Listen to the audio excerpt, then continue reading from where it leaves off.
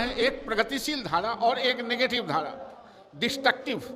Kans destructive थे, जो प्रगतिशील हैं वो नरेंद्र मोदी जी के साथ है, जो डिस्ट्रक्टिव है वो अपना जहां कहीं भी नहीं। मैं किसी को नहीं कह रहा हूं, वो समय और परिस्थिति बता देगा कि कंस कौन है और कृष्ण कौन है। और धर्म और अधर्म की लड़ाई में धर्म के साथ रहने वाले लोग नरेंद्र मोदी जी के साथ हैं, सनातन के साथ है और हिंदुत्व। नमस्कार, मैं मनीष और आप देख रहे हैं मीडिया दर्शन। हमारे साथ मौजूद हैं बीजेपी के एमएलसी नवल किशोर यादव जी। नवल किशोर जी, आज यदुवंशियों का एक मिलन समारोह का आयोजन आपने बापू सभागार में किया जा रहा है। कयास ये लगाए जा रहे हैं कि आरजेडी ने भूमिहारों के साधने का प्रयास किया है तो बीजेपी यादवों का साधने का प्रयास किया, क्या लगता है? नहीं, आरजेडी को भ्रम है। आरजेडी के कहने से नहीं, ये कोई किसी के कब्जे में और बंधुआ मजदूर नहीं है। भारतीय जनता पार्टी के विचार के साथ और हिंदुत्व के साथ ये यदुवंशी सब दिन चलते थे, कमोबेश। इस बार चूंकि नरेंद्र मोदी जी के जो काम करने का तरीका है और जो सक्षम भारत, मजबूत भारत और विश्व गुरु बनने की जो कामना है, उसके समर्थन में नरेंद्र मोदी जी को सहमति व्यक्त करके भारतीय जनता पार्टी की सदस्यता ग्रहण करने आया है। तेजस्वी ने तो खुले तौर पे ये कह दिया था कि भूमिहार मेरे अपने हैं, मेरे दिल में बसते हैं और मैं दिल से कह रहा हूँ कि आप लोगों के लिए हमेशा सोचता हूँ। तो कहीं उसका कार्ड तो आप लोग नहीं ढूंढ रहे हैं? नहीं, यह किसी का हम लोग काट नहीं है।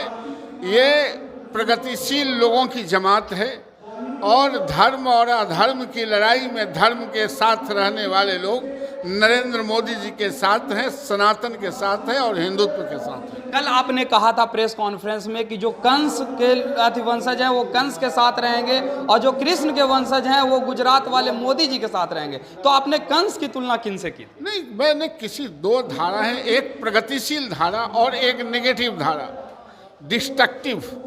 कंस डिस्ट्रक्टिव थे, जो प्रगतिशील हैं वो नरेंद्र मोदी जी के साथ है, जो डिस्ट्रक्टिव है वो अपना जहां कहीं भी नहीं। मैं किसी को नहीं कह रहा हूं, वो समय और परिस्थिति बता देगा कि कंस कौन है और कृष्ण कौन है। तो क्या लगता है कंस के लोग, जो कंस के वंशज जो है कंस के साथ हैं, यानी कौन कंस के लोग हैं और कौन कंस के वंशज? जो भारत के प्रगति नहीं चाहते हैं, जो अपने सभ्यता और संस्कृति को अक्षुण्ण नहीं चाहते हैं, जो विश्व गुरु बनाना नहीं चाहते हैं, जो भारत की समृद्धि नहीं चाहते, वो कंस हैं। और जो भारत को समृद्ध देखना चाहते हैं, जो विश्व गुरु बनाना चाहते हैं, वो कृष्ण हैं।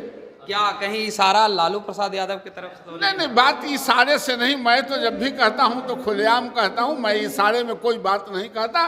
दो धारा है, धर्म और अधर्म का। धर्म की लड़ाई नरेंद्र मोदी जी लड़ते हैं और यदुवंशी धर्म की लड़ाई में धर्म के साथ रहता है। आज वो आए हैं। नीतीश कुमार जो है आज मीडिया से दूरी बना लिए, वो हाथ जोड़ के आगे निकल गए, लेकिन मीडिया को से सामना नहीं किया, क्या कहेंगे? नहीं, वो सामना अब कर भी नहीं सकता है। सामना करने लायक उनका दिमाग भी नहीं रहेगा बेचारे का।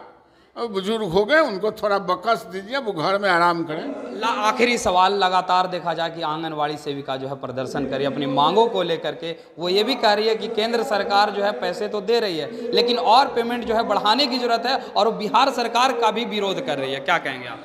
बिहार सरकार को बिहार के किसी कर्मचारियों से, चाहे आंगनबाड़ी हो, एक शिक्षक शिक्षिकाएं हो, उनसे कुछ लेना देना नहीं है। सरकार डिरेल्ड हो गई है और मुख्यमंत्री मानसिक रूप से शिथिल हो गए हैं।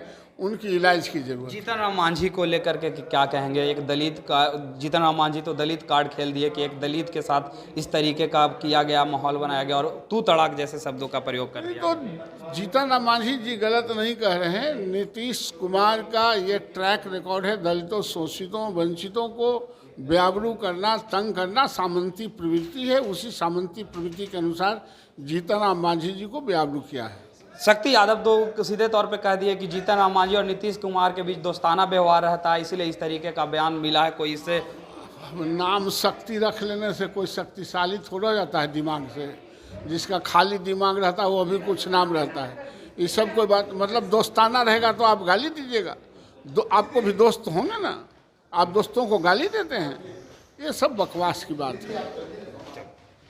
तो ये थे हमारे साथ बीजेपी के एमएलसी नवल किशोर यादव, जिन्होंने सीधे तौर पे कहा कि किसी का काट हम लोग नहीं ढूंढ रहे हैं, बल्कि यादव समुदाय के जितने भी लोग हैं वो बस यही जानते हैं कि बीजेपी ही एक ऐसी पार्टी है जिसमें यादवों को वास्तविक रूप में सम्मान दिया जाता है, जबकि आरजेडी और जेडीयू जैसी पार्टी है सिर्फ और सिर्फ यादवों के नाम पे लोगों को ठगने का प्रयास करती है।